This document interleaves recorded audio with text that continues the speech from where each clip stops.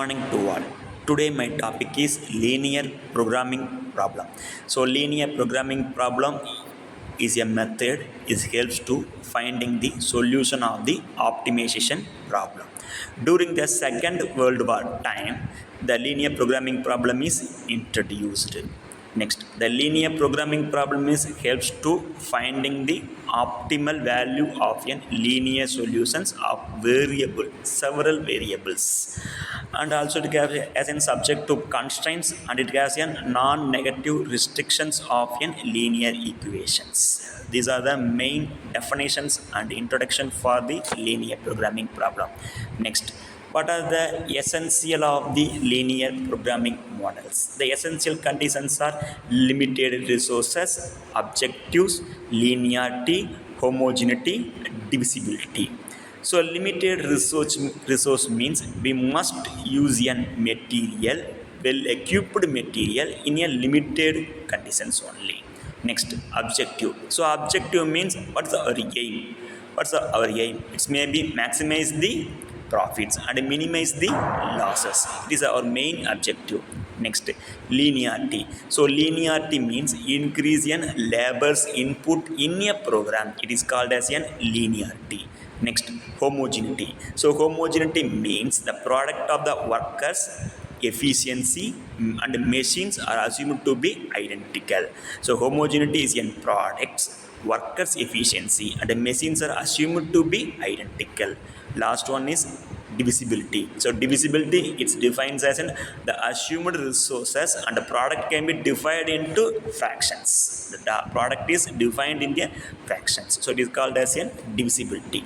Next one is the formulation of a linear programming problem. The formulation of the linear programming problem has three cases. First one is an objective function, and second one is an constraints, and third one is an non-negative restrictions. In a problem, we have a maximization or a minimization.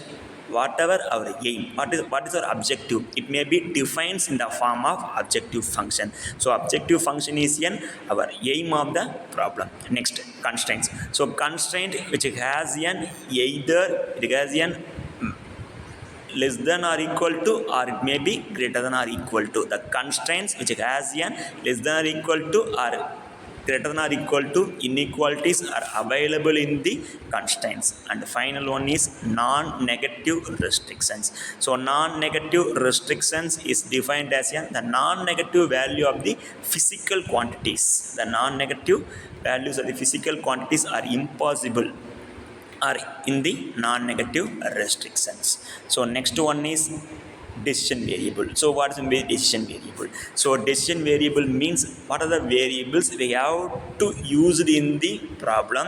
They may decide the answer of the problem. They may decide the answer of the problem. So it is called as decision variables. It may be x, y, z is called as decision variables. Next one is objective function. So objective function is a function of the decision variables that the decision maker wants to maximizes the revenue, or it may be minimize the cost. Cost means loss. So objective function is main thing.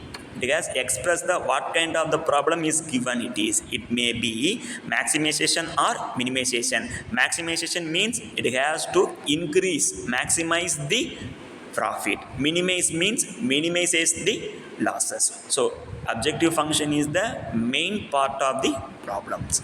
Next one, constraints. So constraint it may be defined as the restrictions on the value of the decision variables. Without constraints we cannot able to solve the objective functions. So the constraints are simply called as workers. Objective function is called as managers. So without constraints we can't able to find the value of the objective function. So main part of the problem is objective function. The objective function is works under by the help of only by the constraints. And the last one is non-negative restrictions. So non-negative restrictions are simply called as the material which helps to the workers. It may be a machine, or it may be a chair, or it may be any tool. It comes under the non-negative restrictions. So what is the simply maximization of z equal to 6x1 plus 4x2, the form is called as an, this format is called as an objective function. Next, 2x1 plus 3x2 less than or equal to 120 and 2x1 plus x2 less than or equal to 60 is called as an constraints. Next, x1 comma x2 is greater than or equal to is called as a non-negative restriction. This is a general formulation of a linear programming problem. One linear programming problem we have to define in the three forms. One is an objective function, and another one is a subject to the constraints, and third one is a non-negative restrictions. This is the main part of the problem. The problem which has an comes under a linear programming problem. We have two methods to solve the LPP. First one is graphical method and another one is a simplex algorithm method. So that simply we have to use a graphical method only we have two variables. If the constraint which has only two variables, then only we have to solve the problem by the help of graphical method. Otherwise it may be solved only by the simplex algorithm. So simply the graphical method is solved under a by a simple condition by drawing of n graph methods and then plotting of n feasible region and points, and we have to exist the values by the help of the graphs. So graphical method is simply we have to only used by the constraint which has n two variables only, then only we have to use n graphical method. Next, the simplex method. So simplex method, here we have n more than two variables, then only we have to use simplex methods. So larger problems are comes under the simplex method only.